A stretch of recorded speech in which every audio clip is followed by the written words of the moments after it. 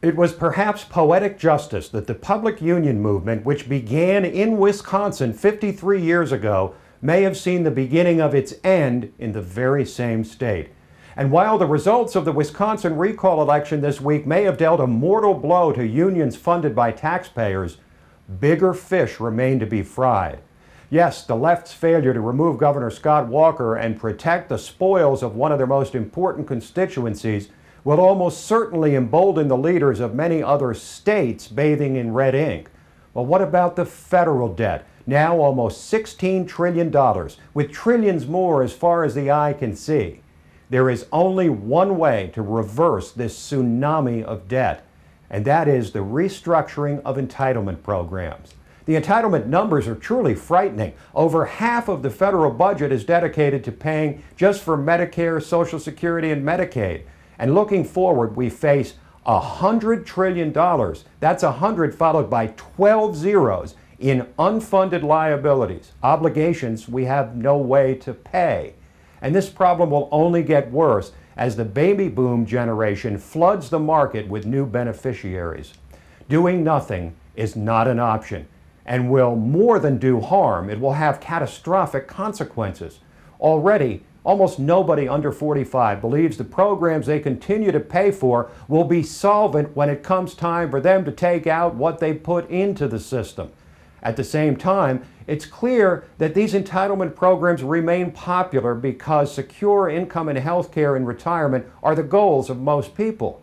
Thus, it is beyond time that we transition the bankrupt government-run entitlements into personal retirement and health savings accounts that, unlike government programs, are controlled and owned by the beneficiaries. This will allow people to keep and invest more of their own money, make more of their own decisions, and take greater control of their own lives. Which would you prefer? Paying into an insolvent federal entitlement program that's unsustainable? Or diverting that same money into an account you own, can pass on to your heirs, and which will grow over time and allow you to make decisions for yourself rather than politicians and bureaucrats? While we keep our promises, and we must, to the generations that have long paid into and planned around the availability of Medicare and Social Security and retirement, we can decide right now to evolve into a very different system for those under 45 years old.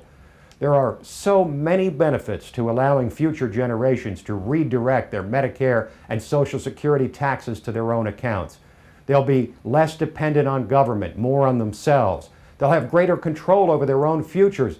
Their retirement savings will grow faster and larger. Healthcare will by necessity improve with more consumer choice and higher quality care at lower cost in a far more competitive market driven by individual consumers spending their own money rather than by government spending everyone else's money.